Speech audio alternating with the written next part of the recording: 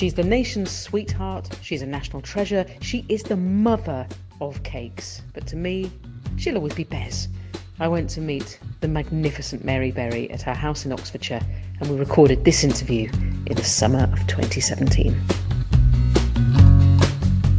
So, Mary, I guess I should start by explaining where we are. We're in your garden, and it's a gorgeous day, and the birds are singing, and there's the distant hum of a plane. And at my feet, I've got Millie the Labrador, who's pretty pooped in the heat, and under a gorgeous rosebush, they may well indeed be Mary Berry roses, I'm not sure, you've got the wonderful Darcy, the Cocker Spaniel. It doesn't get more British, does it? Well, I mean, you attract dogs, and you absolutely love dogs. I know that. I mean, how lucky to be a dog who's a friend of Sue's. They do come to me. I think they recognise someone of a similar IQ. I think they go, oh, we found our equal here. How long have you been in this house, Mary? It's seen you through a great deal of your life, isn't it? 29 years we've been in this house, and we've been 40 years in the village, so we're very much part of it, really. The planes overhead remind me of the first series of Bake Off. Do you remember that, Fulham Palace? Fulham Palace, I remember, because I'm a bit of a gardener, I remember the grass, and the grass was brown at the back. Do you remember when the tent was up? Everywhere was brown, there wasn't a flower in sight, and we could have been in a field.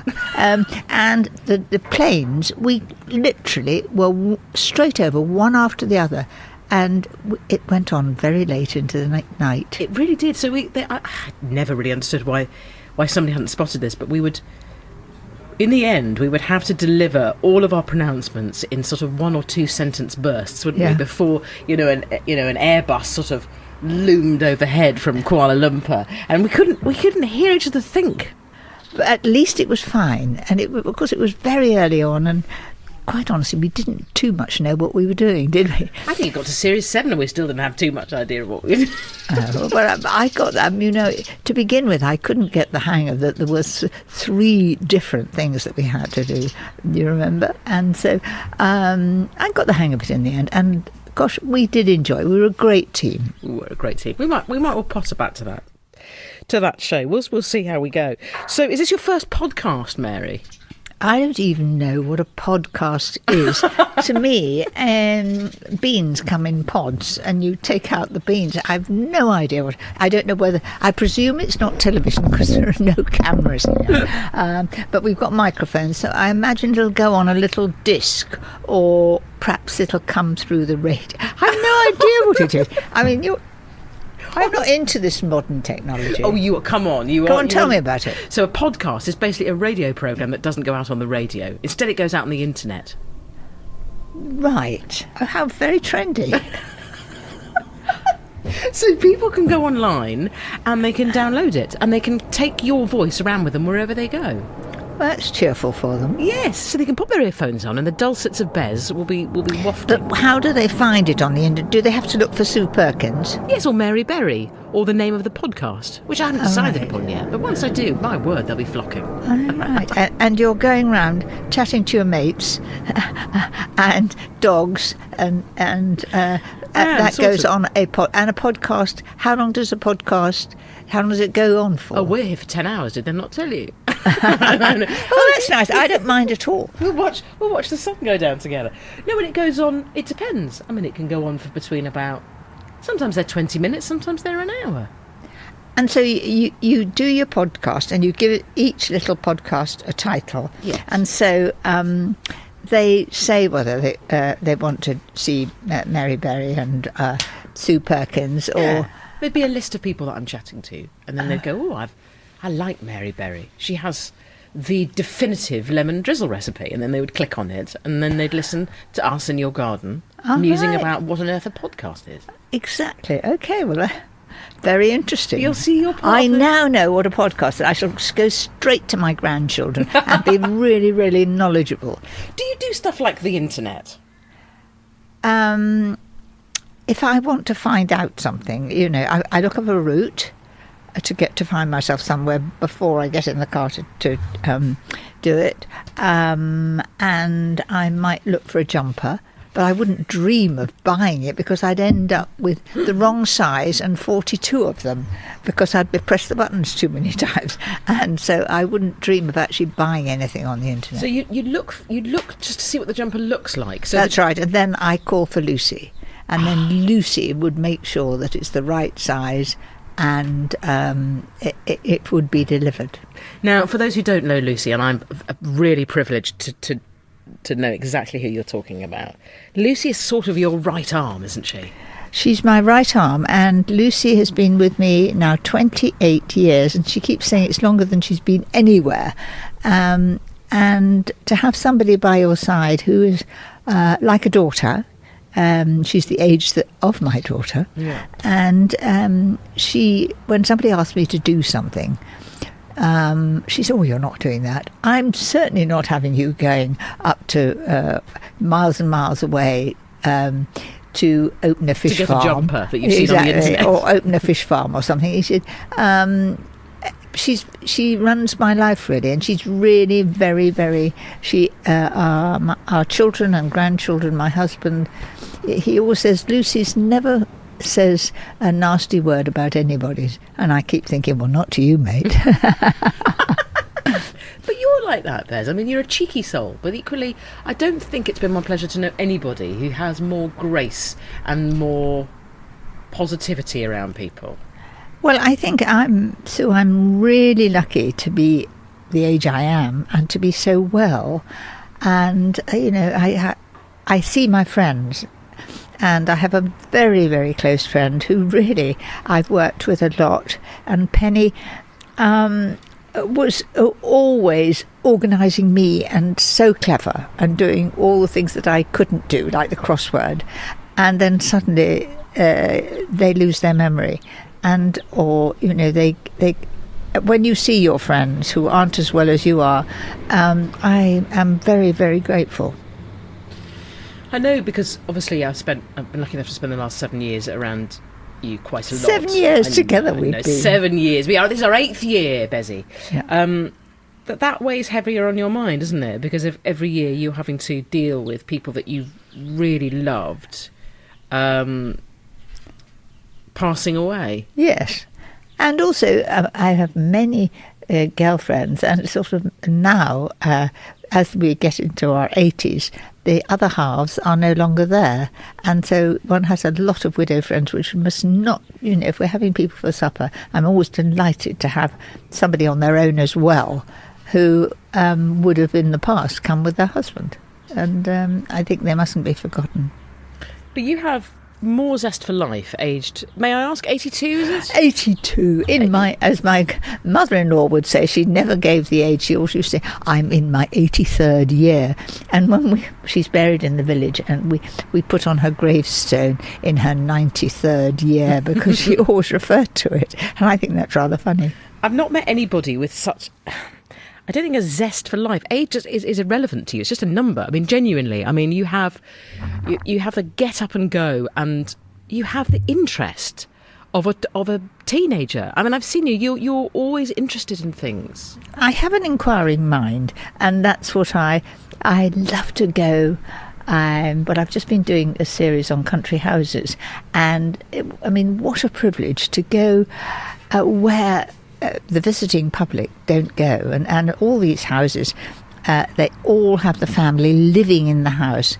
And so I go down the corridors, I go up to their bedrooms, I meet their children, I see letters. I'm the prime snooper, and they begin to tell you all about their lives and what.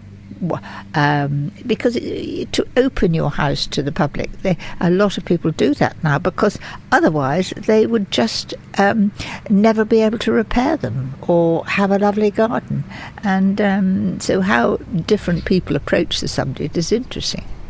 But you're endlessly curious, as you say, about everything and everyone, and that's why I think you just attract such love wherever you go, because kids recognise your playfulness, and grandmothers recognise your life experience, and everyone in between kind of acknowledges that you've got something for them.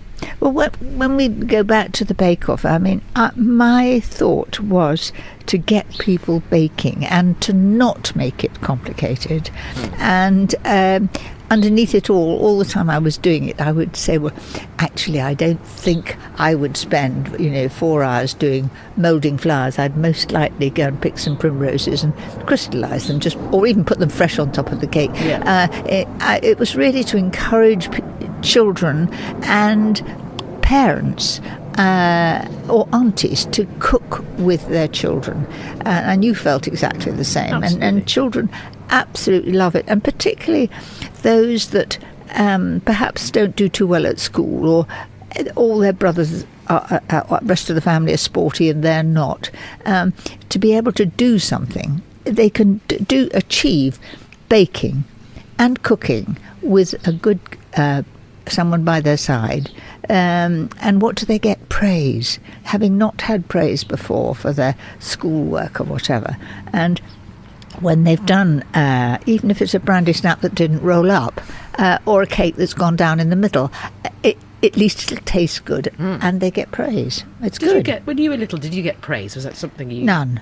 No, because... You see, that interests me, that you got into a job where people can feel validated, and you didn't feel you had that.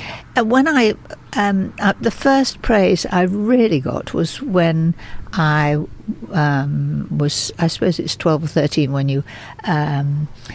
everybody else... You're told at school, you either do Latin and maths, or you can go and do domestic science. And I did domestic science, and I thought, this is terrific. I loved it. And I loved Miss Date, my teacher. She was knee-high to a grasshopper, lovely round lady, and she had a smile. And, she kept saying, well, that's really good, but next time try this and that. And so we had such a bond throughout her life, actually. And I even went to see her when she was in her old people's home, and she still had that smile. And I think... she was grateful, even though she was not able to get about. She had this great bounce and fun, and never a moan. So that was the first time you remember getting a compliment? It really was, I think, yes. It's interesting that compliment happened outside the home. So your mum and dad... Well, I was naughty. You see, I can imagine, because you're a cheeky one, Mary Berry. That's the thing. The people that don't know. So how did the cheek express itself? How did the naughtiness come out? Well, we had to walk to school. Yeah. And I would be looking in the gardens, patting the dog, and I would often arrive late. And homework was something that was usually left on a shelf, or didn't actually get home, or if it did, I would say, oh, no homework today, or something. So I'm so surprised with my grandchildren now, how diligent they are with their homework and working. I mean, I'm full of praise for them, but it's different. I think it wasn't so important in those days. What do you think would have happened if you hadn't found domestic science? If you hadn't found that teacher? If you hadn't had that compliment? What do you think you'd be doing now? How do you think your life would be? I don't know. I might have been sort of a farmer's wife or something, which I would have loved. I mean, it would have been a different way of life. I really don't know. But I mean, I had wonderful parents, and they were clever. My mother was acting when my father married her, and Dad never had any problem with exams and worked hard. Both of them worked hard. I was brought up well. And you can see that. You can definitely see that. But did they have any notion of what they wanted you to be? Did you feel there was a pressure for you to be, in a certain profession? When it was time to leave school, my parents went to see the headmistress, Miss Blackburn, and Miss Blackburn said, oh dear, what are we going to do? What could she do? Well, she could be a nurse. With those results, she could be a nurse. And my father said, well, I pity the children. And then, well, she's done well at cooking. She could go into that. Anyway, so that's what happened. Do you remember your first taste? Can you remember the the first time you really remember getting Oh, excited? I can, because when I was sort of 15, 16, I was riding, or 14, and I can remember coming back from Gymkhanas, and it was meat was short. It didn't worry me the fact we hadn't got meat, but we'd have new potatoes from the garden, and I can remember the smell of the mint and peas and vegetables and mint sauce, and I can remember that taste so well because you'd be ravenous when we came home, and Mum always had that. The other taste I remember was when I first got jobs away from home. My father would, as I used to drive in, he would be opening the French doors with a gin and tonic in his hand with ice and lemon. So there's taste for you. Was that for you or was that for For him? me, it's for me, yes. When I was growing up. That's a lovely thing. Welcome back home. Yeah, the chink of ice in a glass is an amazing thing. It immediately Yes, I came when I was doing a few sort of talks and things. When I was coming back from London, I was persuaded to give a talk about something, and I can remember in the assembly rooms in Bath, and I can remember Dad coming with a gin and tonic and a smoked salmon sandwich for the interval, which I thought was, it's very loving, very loving. Yeah, Bath obviously has played a very big part in your life. And is it true they gave you the keys to the city? That's right. Yeah. What does that actually mean? I've got the freedom of the city. Oh, the freedom. But of course, you have to make a little speech afterwards. And I thought, I can remember saying, well, it's so lovely to have the freedom of the city. But does that mean I get free parking? That didn't go well. And I had the freedom of City of London. And I thought, maybe I'm going to be allowed to park for free in London. But no, you don't get any of those things. So what do you get? Because, I mean, I've walked no around idea, London really. a lot and Bath, and it seems pretty free and accessible. No, it's just an honour, I think.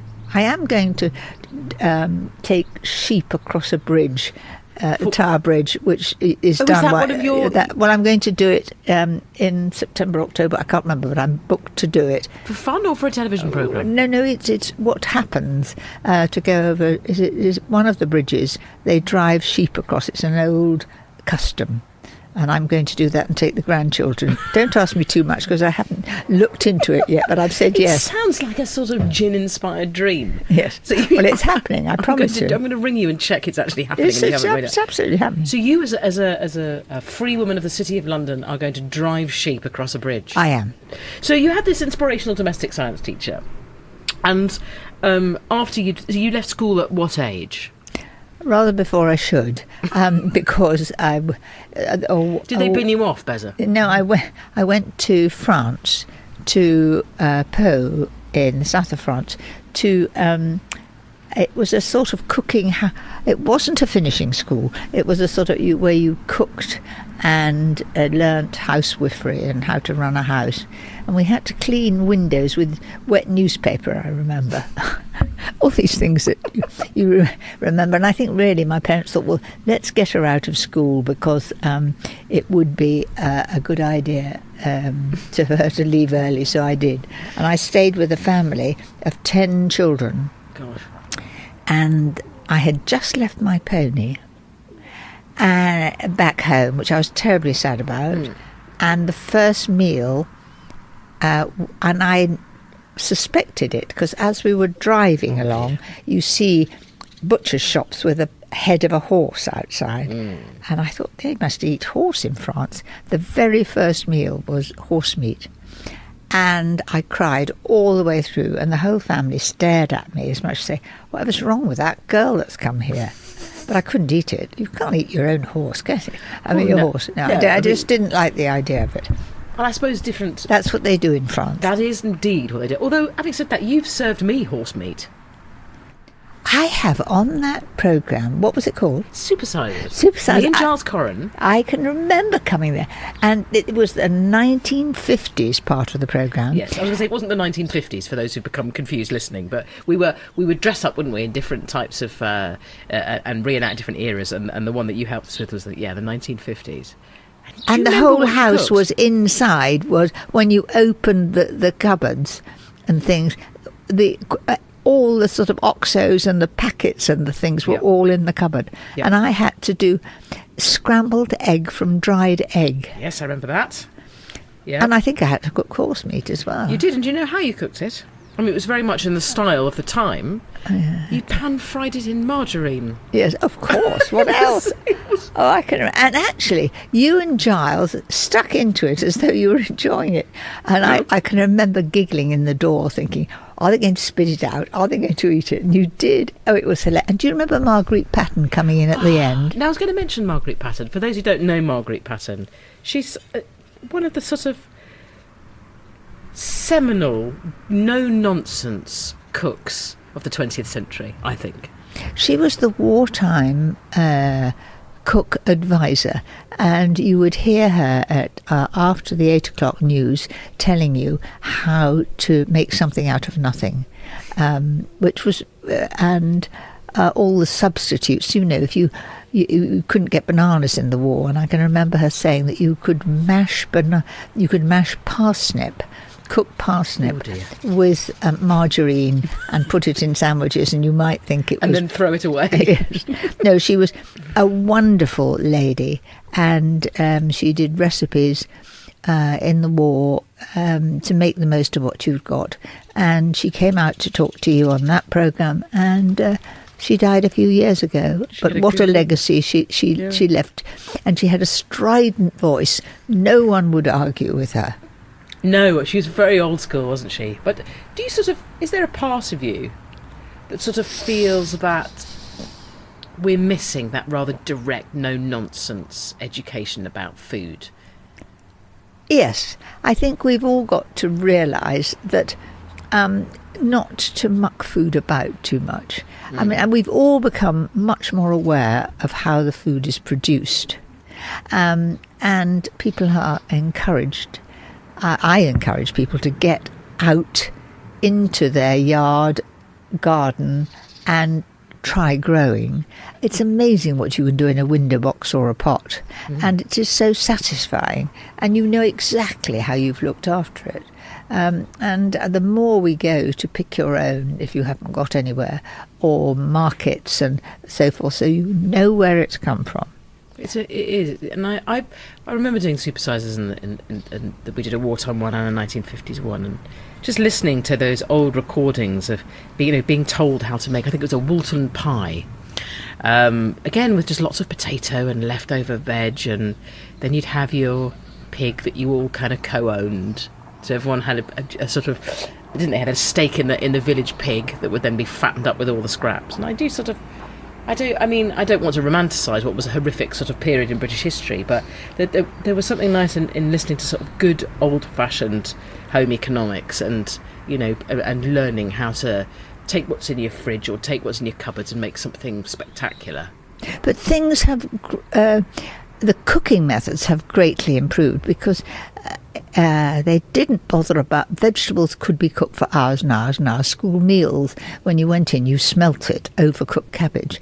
And now I think it's got through that it is, if you want to retain the vitamin C in your vegetables, that you actually cook them for a short time. We've all got used to having a little bit of a bone in the middle of our vegetables. And I mean, funnily enough, the wartime thing of meat has come back, of long, slow cooking. Which I think is very good. And it helps the cook who isn't too good at it. You take a cheaper cut and you cook it. I mean, belly of pork, I suppose 15 years ago, was nobody bothered with it, but now they love slow roasting it and making it sticky and chewy and picking up the bones and whatever. It's true, actually. You can...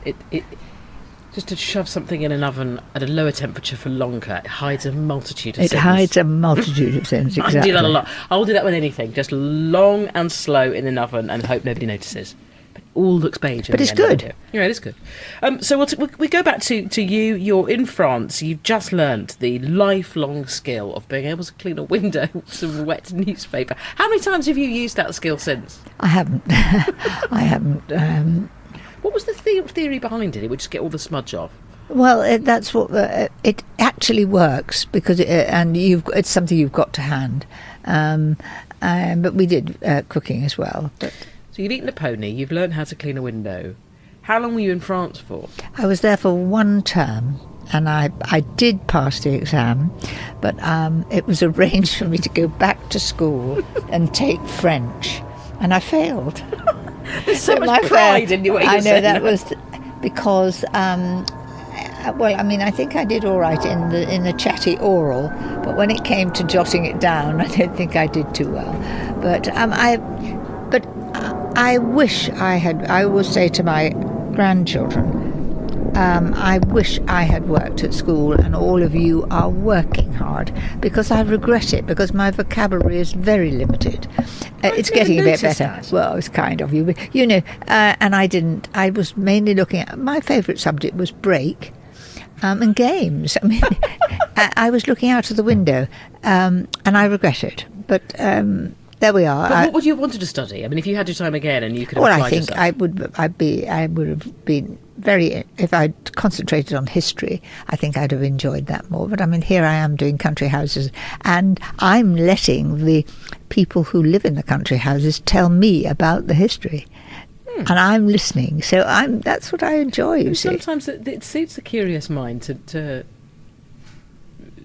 not be too overqualified and just to roam around lots of different subjects, and as you say, let the experts inform you. And also with my cooking, I try, because I try to give every possible bit of information in the recipe, and if it's going to curdle, tell them what to do, because that's how my mind works. I want the recipe that I do on television or in a book to work for them, for the person who's reading it, and therefore a jolly good picture helps, and not too much decoration. I'm just not one who gets out the piping bag too often. No, I've never seen you with a piping bag. I'd be dangerous. Yeah, that's for sure. You've got form, I imagine. I've seen what you get up to when you've had too much sugar. You need to be firmly monitored, is all I will say. So you come back to England, and is it by now? Have you got an inkling that you want to get involved in the world of food? Oh yes, because I couldn't go to college before, when I went to France. I was too young to go to college. Then I went to the Bath Domestic Science College. Loved every minute. Worked very hard, but because I hadn't. I couldn't do the teaching course because I hadn't enough O-levels, so I had to do catering, and then at a later date I took a teaching qualification because I love demonstrating and showing people how to cook, and you need teaching can be taught. So I did a teaching qualification, sitting guilds, and I was taught how to teach, because you have to enthuse the person to enjoy the cooking and do it. And I had to do practical work in the Bath Technical College, and I had a class of 17 at the beginning of the year, and I had 17 when I finished. That's and we had a Were they ball. the same 17, Mary? Same 17, yes. I didn't pull them in. But, I really enjoyed the teaching side, and I consider that what I do now is teaching in a very jolly way, inspiring people to cook and have fun. Yes, because ultimately, food is about sharing and family and friends. That's it. And, it's a medium by which you say, oh, I love you, or I like you, or I'm really glad you're in my house. Absolutely. So when did you meet the rather dashing Paul? This is Mr. Berry. He won't thank me for that. No. He was a friend of my brother's, and I met him, and we sort of did things together. But he was I had another boyfriend in Bath, and he was in London. So it was. I used to go home at weekends and see. Anyway, so I'm very happily married to him now. So hang on, you're not going to get away with that. Oh, Bez. sorry. You're not. You're not. I'm not going to skirt over that. So there was a boy in Bath and a boy in London. That's right. So because there are weekends, you see, so you go. Oh, you've got to fill your time. Exactly. So I used to drive home on the A4. There was no M4, and I used to go Friday night home and then back on Sunday night. And Paul was the Bath boyfriend? No, he was boyfriend? actually the London one, and I had a Bath one. But anyway, and several in Bath, because we had a friendship, and it was lovely. And you want to keep your options open. You keep your options open. Anyway, to cut a long story short, we've been married 50 years, and I wouldn't change anything really. What do you think? I would have trained him to cook. What, so that taken some of the slack off when you got home? Oh gosh, yes. Yes, my husband can make an omelette, and that's all my fault. I do remember on when we filmed Bake Off, you would say, oh, I'm going up to Harrogate tonight, you'd say, because you're the busiest woman in the world, and I've left Paul instructions on what to do with the eggs. Exactly. It would always be No. He would much prefer to have the plate covered in cling film, and then or the dish, and where to put it, how long for. Yes, and lined up according to meals. And, absolutely. He has been out. spoiled, and I think the young. This is what I admire in my own children now. They get. Everybody has to do things in the house, and it's lovely. I think absolutely as it should be. Give them all jobs, and they should do it.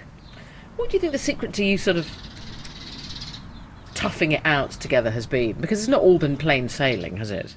I think it's respect. I think, and also, my father said to Paul when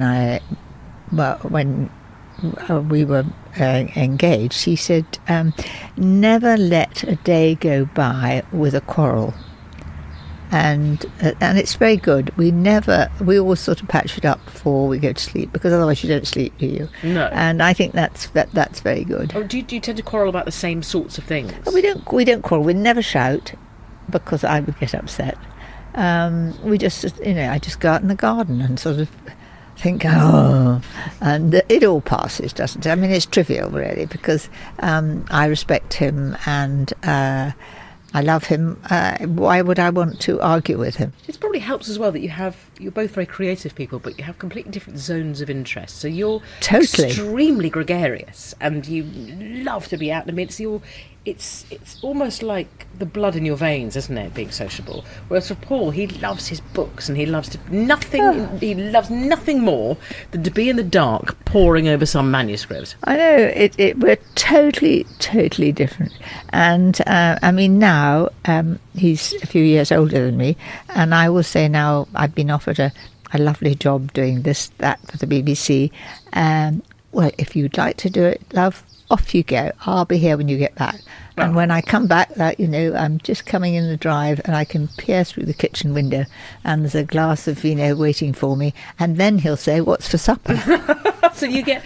I pick up something on the way. Yeah. So you get a couple of minutes before you're back at the stove again. No, not really. Straight at it. But I try not to be away, more than 2 nights. And the lovely Lucy is always here in the day if she isn't with me, and she looks after him, and the dogs look after him. So there's always sort of there's been 2 lives, I suppose, that you've led throughout your working life, and that's your obviously your private life, but also the fact that the people have a take on you, because you've been in the public gaze for how long? I mean, when did you first start doing things on radio, publishing books and being on the telly? I think it was about 1967 I did the All Colour Cookbook, which everybody at that time had on their shelves. Including my mother. Yes. And I think my first cake I baked was a Mary Berry recipe. Well, it was a totally different book. It was done by Hamlin, and every recipe had a coloured picture, which was new. And they were all beige, if I remember. It's a lot of beige food. But and also it was all done on a budget, we cooked, and I cooked every recipe there for the camera, and we did 8 photographs a day. Boom, boom, boom. So they're not very brilliant pictures, but they're good enough to give you an idea of what's going on. But the seminal cookbook of the last, well, probably ever, one of the most. It was the most successful book ever, I think. Was it? Of its time, anyway. And so, how did you end up doing that? What was the route to you being the cook on that and the Well, I was just asked. I was commissioned to do it, so I did it, and I think they felt very, very guilty, because my mother said never talk money, but we had £168, I think, per 50,000 copies sold, so we were very underpaid. And when it reached 2 million, there was a party and I was given £1,000, and we bought our first television with it, because televisions were expensive then. Yes. I'll just That was wait for about. That the was about. plane. Oh yes. I'll just wait for that. It's holiday time, obviously. Yeah, they're all off. When it got to over 2 million, I mean, that is a staggering amount. I mean, in the current publishing climate, It was huge, and they gave us this party, and that was fun, and it went on and on and on for years. But I then did more and more, a sort of a book a year, which and I always had a good helper, and everything was tested till it was absolutely right. And that's the same now. Doing the books that I do now are usually attached to a television series. And I'm just doing a new one for next year, and we're doing the recipes gently until we get them dead easy to make. Do you ever get tired?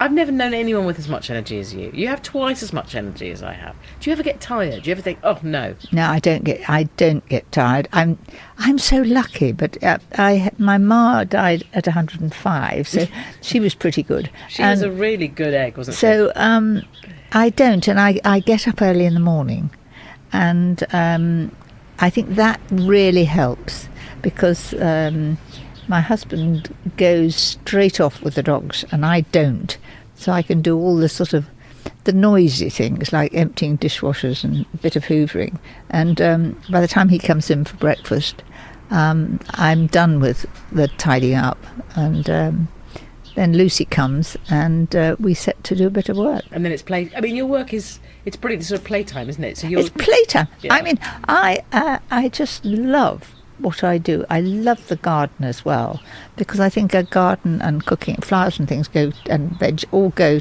together to be part of the home, really.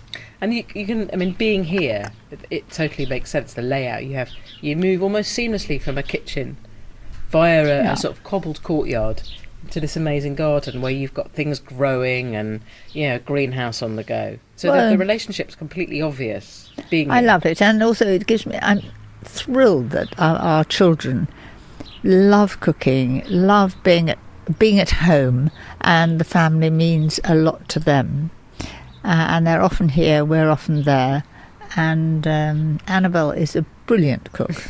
Annabelle, now she is an extraordinary firebrand. You could not be in a room with Annabelle and forget her. She's like a lightning rod at a party, isn't she? She's brilliant. She's a lightning rod at a party. I mean, she went to Henley last week and forgot that you don't wear trousers. And so, at the gate she is stopped.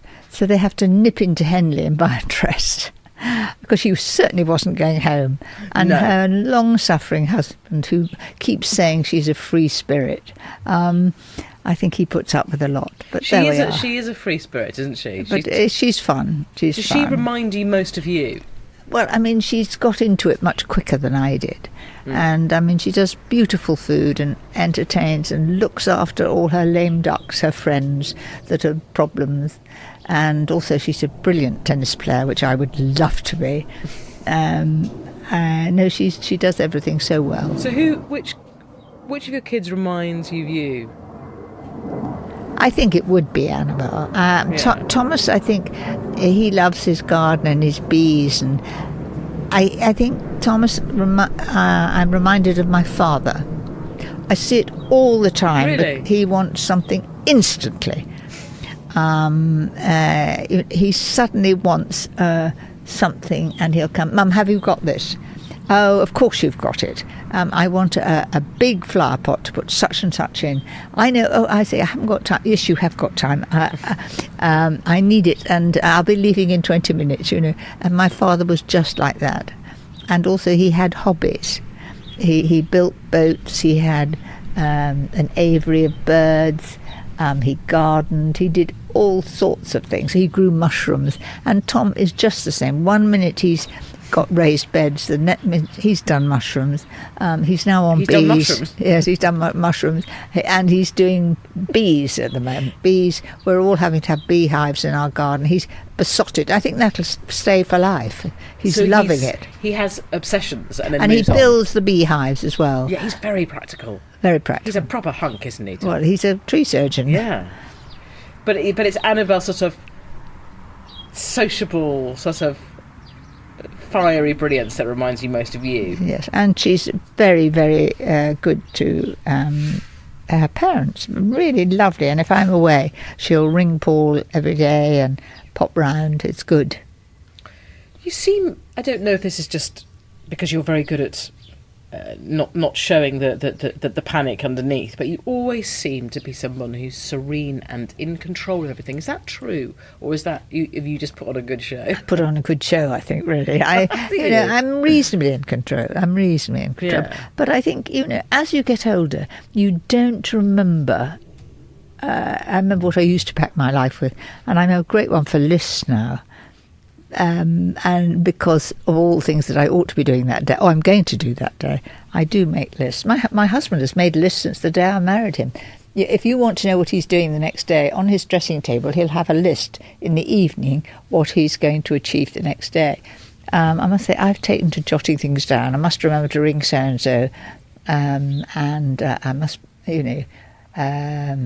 buy this or do this. And that gives you calm and focus in your day. It does, because without that I'll forget that I ought to have rung something or said yes to this or no to that. But I've seen you in situations where, in work situations that we've been both part of, and, there's me getting super stressed and worried, and you're just unflappable. Is it because you just got a greater perspective, or because you've learnt that these things are just silly and they're trifling? I think I try not to flap because it puts everybody else in a flap. And, I often sort of say, now, just a moment, let's just sit down and work out. We've got to do this. Let's see how we can do it. I must say, at the beginning of Bake Off, I didn't know what I was doing. But nobody knew what they were doing. No, but you know what I mean. And it's the same now. When I was first doing my Foolproof series and all the very early series, once you're into a pattern and you know the cameraman and you know the directors and things and you know how it all ticks, it is a sheer pleasure to do. It is. Oh, hang on, I wonder where this lot are going. We'll come back to... I think we can have a good chat about Bake Off in a sec, but I just wondered if one of the reasons that you are so calm and serene was that the fact that you're a person of faith, that you have... I'm always touched by that you have a belief in the order of things, and that keeps you going. Yes, I think it's a great help to have. But you see, my mother was a very true Christian, and our village church at Charlcombe was very incensey, and I thought that was very odd. And I said to Mum, why do you come here because of all this swinging of incense? And she said, I go to church to worship. I'm not too fussed what's going on there. And that's really, I did a Easter program, and to show the meaning of Easter, that it wasn't just chocolate Easter eggs. And I learnt a lot and met a lot of people, and it was privileged to see all faith, which I enjoyed enormously, and also to realise that some of our great Christian leaders, like the Archbishop of Canterbury and York, were just delightful people who their one aim was to give people a better life. Do you think faith has given you a better life? Well, no, I think because it was stronger when we lost our son, because it's very easy to say, why has this happened? Yeah. Why have I got? Why have they taken him?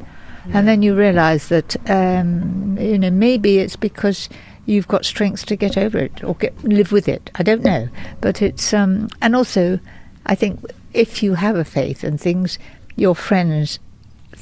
aren't quite right, or they've had somebody their other half die or something, you can be a little bit of a help. And I'm involved with child bereavement, and they have been doing a wonderful job for the parents or the other half, or the children when they've lost somebody, so that they don't feel so alone. Did you say live with? And that, I think that's a really very truthful way of putting it, isn't it? You don't get by it or over it, but you. I get furious when people say, "Oh, you must be over it." Oh, I mean, you don't want to. You want to live with. I mean, you just say thank you for having them. I mean, definitely. I mean, it's the same even with a loving dog that you've had. We all get absolutely besotted. I mean, Paul is already saying he so loves Millie. And he said, "Oh, it'll be a very sad day when Millie goes." And I said, "Well, you realise that breed, 12, is good. Enjoy every moment with her now." And that's how it is. Enjoy every moment while you've got them. But lots of people, and maybe I'm, because we're friends, I've never maybe sort of formalised this or sort of said this, but I know also other people who've lost their children, and I think for some of them they have just imploded, and life has sort of lost so much colour and meaning, and they've not been able to find a place where they can live with the pain of it. And I think you are exceptional in that regard, because you have found the strength, and you both stay together, and you've... It very often splits families, and because I can think of people I know who've lost children and they've parted because one goes into a shell and says, "I'm not going to talk about it," and the other one says, "Do you remember when he passed his exams, or she was first in her school race? Do you remember how proud we were?" Or whatever. Or wouldn't it be nice if she was here to see it, or he was here to see what's happening here? And others say, "Well, I don't want to talk about it." It's everybody is different. So do you think that you and Paul hit the various stages together, that you were able to, obviously we were quite quiet about it, and I mean, I think our friends were absolutely amazing. I know that even the week after Will died, a great family in the village said, "Oh, come and have kitchen supper." And I thought, I'm not going to. And then, of course, I'd love to come. And then you see a totally different light of these people that you normally go to lots of parties with them. This is just the family all sitting round.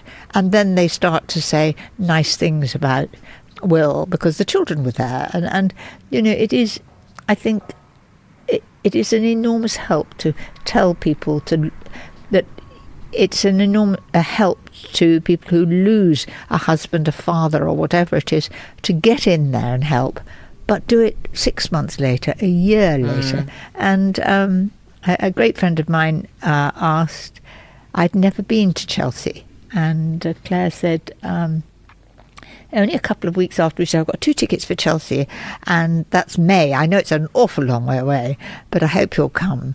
And I thought then, I don't want to go out. And then you think when the time comes, you've got it to look forward to. And I think it's I think people often never want to talk to the person who's lost a husband, whoever it is. They think, I wouldn't know what to say.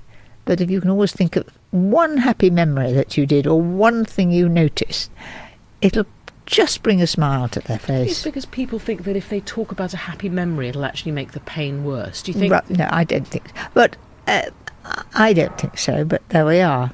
It wouldn't for me, but I agree. I mean, in the same way about illness, people are very... They struggle, don't they, to communicate with someone who's sick or someone who's suffered a bereavement. I mean, it's a lesson to all of us now. Wherever we look, every programme that you see, people are talking about cancer, and we're being told how to recognise a heart attack and what to do. And people are much more open with their ailment. I had the great pleasure of meeting your mum, who was doing sparky interviews in the Bake Off tent at 104 and running rings around the rest of us.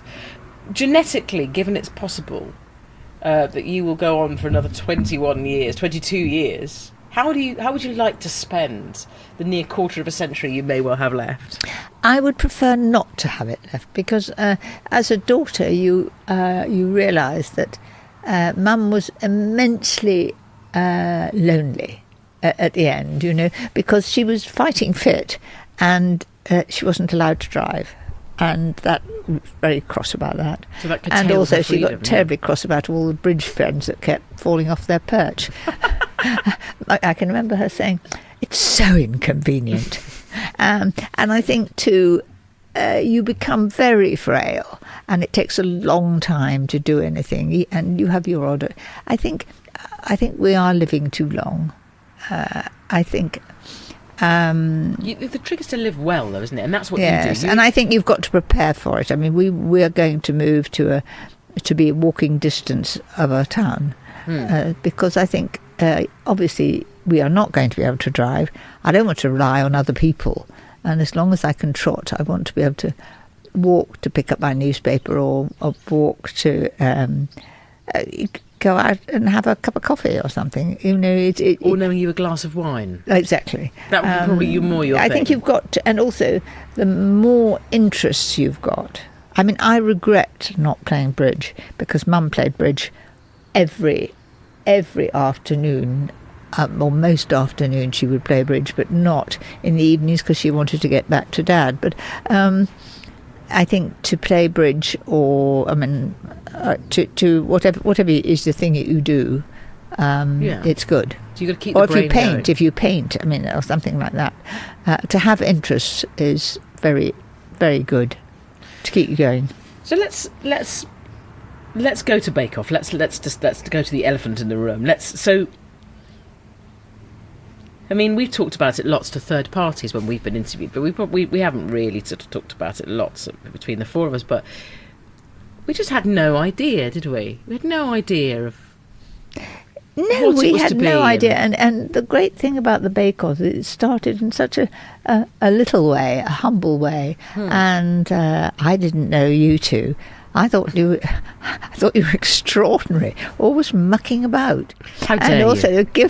Given a script on these little cards, and nothing came out that was on the card. No, never. And it was always so funny and so good, and I was just in awe. I never knew what was coming next. And also, as time went on, I realised that both of you knew an awful lot about food, and that I didn't imagine that you would, and you did. And, you very cleverly didn't get involved with the technical side, but you knew it, and I could see that. I better say the right thing, because she knows if I don't. No, you're the boss. No, but actually, it was so well chosen, because you had this great bond with Melly because you'd been at Cambridge with her and you'd done all sorts of things. I didn't know Paul, but we got on. I respected him. I respected his bread and his baking, because I really was absolutely no good at making bread, because I'd never done it, and in books I hadn't done it very much. I had been off to have baking lessons before I had put recipes in books, because I didn't know. So I was delighted to have Paul and all his knowledge. And that's why I think it was a sort of team. And it clicked because we just laughed all the time. They're long, boring days, let's face it. But we just laughed. And I suppose we had your version of your mum's bridge. We had whist every afternoon, didn't we? Play a bit of whist. What was that game that we played latterly? Cucumbers or whatever it was? That was whist, but with cucumber cards. Do you That's remember? right. Gorgeous. You never quite.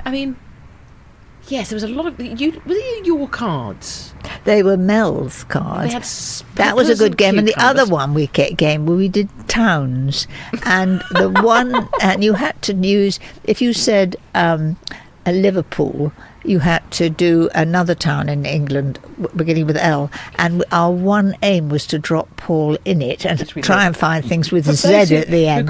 So, all right, well, let's play a little mini version of it now. So you basically have to start your town with the last letter, don't you, of the town that came before. Go on then.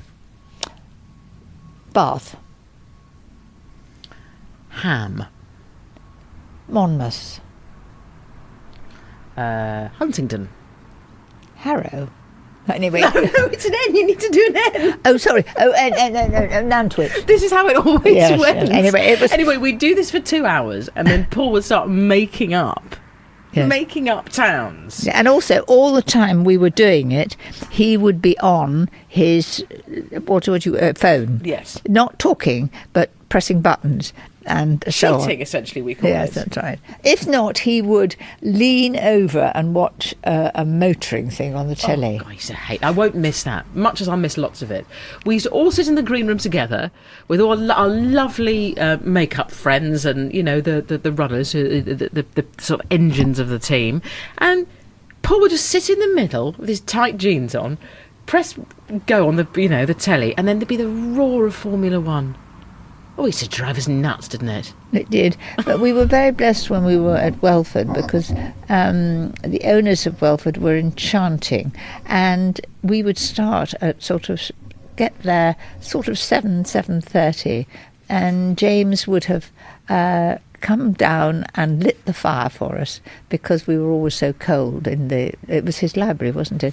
And and they'd also, Debbie would have put a bunch of flowers in there, and she would have picked them, and it would be something from the garden. It might be primroses, it might be lily of the valley, whatever it was. She'd just put it there for us.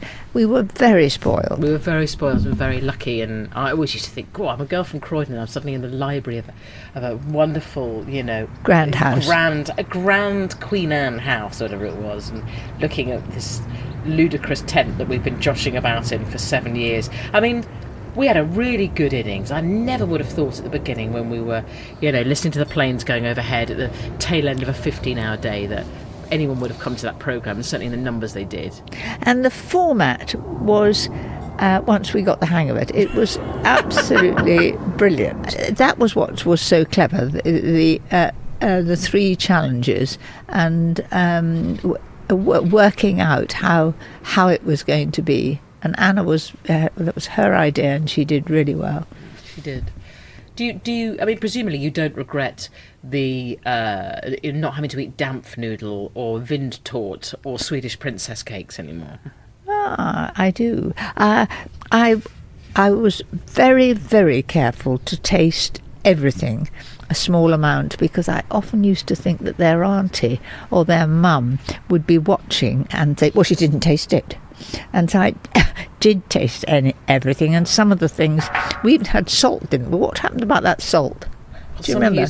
People used to use salt instead of sugar, so you just felt like a snail drying up. There were people who made. Do you remember there was a souffle made without eggs at one point? Do you remember that without? That's egg? Right. There were all sorts of mistakes, and of course sometimes the viewers didn't agree with us, but fortunately we had that wonderful thing of taste, because they could see how everything was working, but we were the only ones to taste it, and you tasted everything.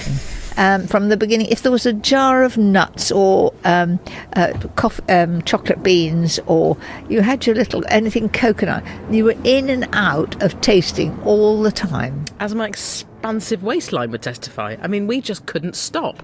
And it would be we'd get in at 7 a.m, and my little picky fingers would be in jars and being slapped by bakers until sort of 9 o'clock at night. But you used to creep out, because there were times when we weren't wanted, and you'd be out in the Home Economist's kitchen making lemon drizzle cake or something, which is good. And you see, the Home Economists, who really are they're the backbone of the programme, and they don't get any glory, and they do all the pre-testing, all the cooking in the background, and all the weighing out. They were thrilled to see us, and we had a great friendship with them, didn't we?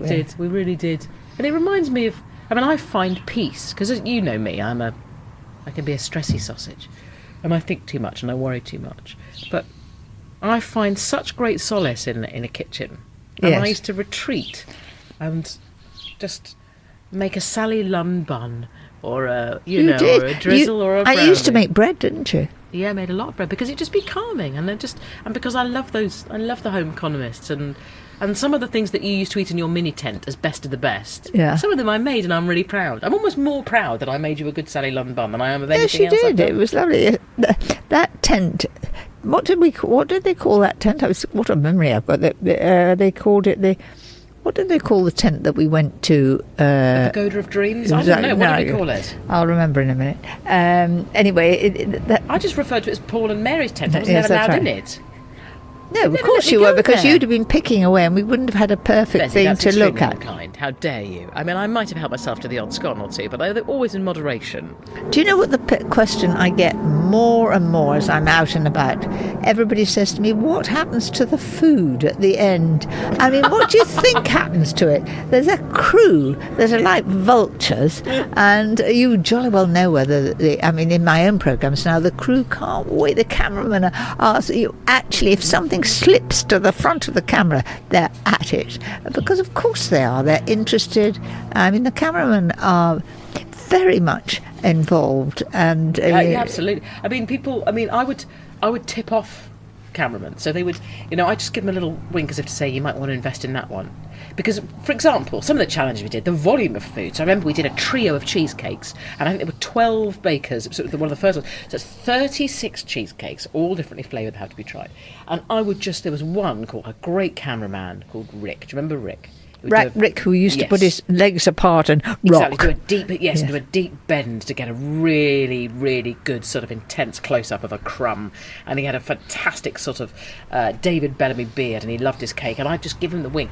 And I noticed that towards the end, the cameramen would have their own little sporks, spoon forks or cutlery hanging from their belt. And as soon as they got the nod, they would just dive in. So the idea there was any waste on that programme, I would get rid of a couple of gatto on my own. I'd just munch through those, no problem. And we would make food for the crew, and it was a jolly thing. And yes, I think when it stopped, I felt an overwhelming amount of loss that I didn't really... And I looked to you, actually, because you've experienced real loss, to sort of, give me a sense of perspective, but also to sort of see... Because you're great at this, going, yeah, but great things are going to happen next. Look what's coming next. I'm very excited, and because we three are with the BBC, and we have great plans to do things together. And it certainly won't be Bake Off. It'll be things that I hope will bring out the best of us. Well, you're doing that skydiving show, aren't you? That do you remember? Don't tell me you've pulled out of it, Mary. I think I might have done. Actually, do you remember all those skits that we did that Andy Devonshire, he was just wonderful at working it all out, and I know I did a somersault, and my grandchildren watched it and said, Granny, we'd no idea that you could do that. And of course there was a stunt woman who had the same jacket and the same trousers and whatever. It did make me laugh. So that was for a promo, wasn't it, for Bake Off? That's right. When you perceived to be doing a backflip. Although if you put your mind to and it. Singing. I did singing too at one point, yes. And somebody came in and sang. It makes you think you're quite clever. Television's really good for making us look cleverer than we are. I love it for that. I always love it for that. But no, so I'm very grateful because I got to meet you, but also because when it all finished, you were the voice of reason going, yeah, but do you know what? You shouldn't look back too often. And I think that's what out of all the many things that I admire you for your passion and your verve and your cheek and your modernity and your classiness, what I really, above all those things I admire is the fact that you could just be in the moment and not worry too much. I think we've got to move on. We've had 7 brilliant years, all such fun, and we three are very fortunate to have stuck together, and we'll do all sorts of things together with the BBC that we can do well and make people laugh, and I'll try and control you too. But that's a fool's errand. I know. Well, we try, but... Did you ever really feel that... Was there ever a moment where you thought, I've got these two under control now? I thought I had, really. My favourite thing was when you once turned to me and I thought I'd been quite smart about something, and you just looked at me with this withering gaze and just went, "You fool." I couldn't have done I couldn't have done that. Collapsed with laugh. But we spent a lot of time crawling around the tent, Mel and I, laughing. I don't know how much of you saw it, but we were just... Yes, I did. And also Mel in a corner from time to time. Yes, now this is... I think we can say that because Mel's not here to defend herself, and that's exactly how I like it. Mel's bowels, Mary, are a thing, aren't they? Yes, she had wind, didn't she? Wind. But everybody knew about it, and she had a little smirk on her face, and she would go backwards into a corner, or even out of the tent. We call it Flater's Corner, and she would just, wouldn't she? She would be sometimes in the middle of a link, Mary. Exactly. All the cameras trained on us, and she'd just shuffle, wouldn't she? Yes, I wonder how they are now, because when we sat at that table and we were mulling over what had gone on before and Cake what was corner, we'd call cake it. corner, mulling it all over. I would forget whose was who. I wasn't going to bring that up, Mary. Well, I would totally forget whose was who. And Mel and Sue would miraculously start off by listing whose was who on the plate, what they did and whatever, and I would just say, yes, dear. I used to love it. I couldn't remember anything. Even around about sort of episode 8, we'd just be doing what we used to call the royal tour. So that would be when either myself or Melly would come with you and Paul and find out what everyone was making in the morning. And there'd be times where you just went, Perks, who is that? And I have to say the name And also, of the the baker. worst thing of all were the names of everybody. We never had George, Mary and Jane and Susan. We always had names that I could not pronounce. And the more you lot used to start off with trying to make me say it in a way I shouldn't have said it. Can you remember some of those? Yes, there's a cracking contestant in, I think, Series 5 called Nwazo. Oh, yeah, now how do you say Nwazo or whatever it was? And we used to tell you a different way every time just to wind you up. Which was really... And I think Paul, I made you say Wazzock at one point, Yes, I know. and I felt bad for that. yes. I'm going to own it. But, yes. There were difficult names, and actually you became very fond of that person because you thought they were letting them down. But I think the great thing that all four of us were very, very keen on being absolutely fair, and that is what it's all about. Absolutely fair and encouraging people to bake. Did you ever get any people, as I did, at things like service stations when you'd stop for a pint of milk, saying, I don't agree with your decision, I think so-and-so should have stayed?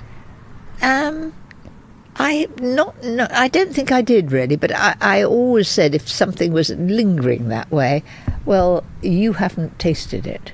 And that was my let out. Because when they say, oh, that was absolutely magnificent, and didn't they do well? But gosh, it tasted of too much baking powder or something. Yes, or If I could- awful rose water.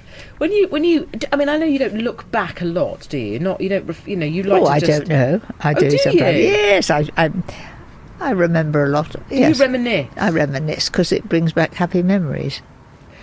When you reminisce, what are the things that you look back on and feel most pride and most delight about? What, on the bake-off? No, just generally. Oh, generally. I don't really know. Very difficult. I mean, of all things in my life, I think I look back on and I feel very fortunate to have a united, happy family. That is the most important thing to me. And you certainly do. Oh yes, What we a do. gang. Yes, they're lovely. And all the bits and bobs that I've achieved, that's a bonus. But to come home to it is what it's all about. Is your family around you, and you. I try not to live their lives, but I do like to know what's going on. Oh, so you slightly meddlesome? Do you like to sort of ring? No. Wouldn't call it meddlesome, but I want to know what's going on. Keep tabs. See, I like to keep tabs, and I can just about text, and I do text the grandchildren a bit, and I want to know what they go. But it takes me so long to do it, and I often say to Lucy, I want to say that, and she goes, and it's all done. But I think texting is brilliant because you don't have to talk to somebody. You can not disturbing their peace, but you can wish them well. I've had some good texts off you. Now, maybe Lucy sent them, in fact, now I know. No, They're just, no, she doesn't but I send them want to you. be No, I've got hand-fashioned that, no. By Bez. And if you were to pick one plate of food that either summed up your life or was just the thing that you most like to eat and would give you the most amount of joy, what would it be? I always say, actually, toast and marmalade and a boiled egg, but if I'm wanting something a little bit grander,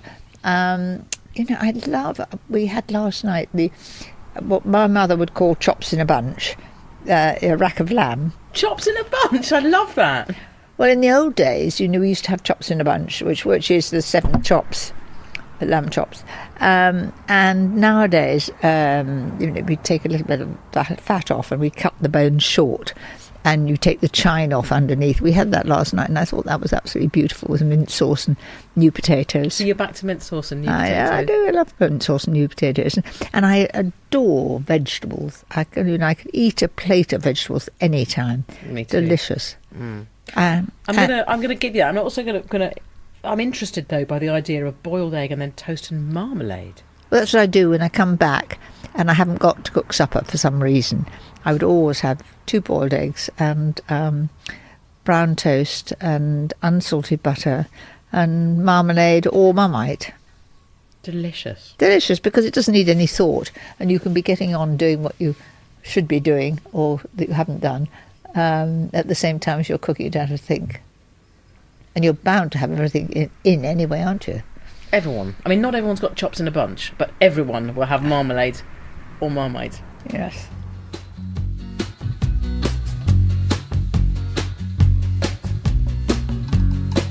Thanks for listening. As always, you can post reviews at Apple Podcasts. You can post abuse to my Twitter feed at Sue Perkins. All are welcome. And if you've got an idea for anything that would make a monster opening track, then just get in touch. Sue at audioboom.com. You have all my details. Yes, it's true. When I'm down and I'm blue,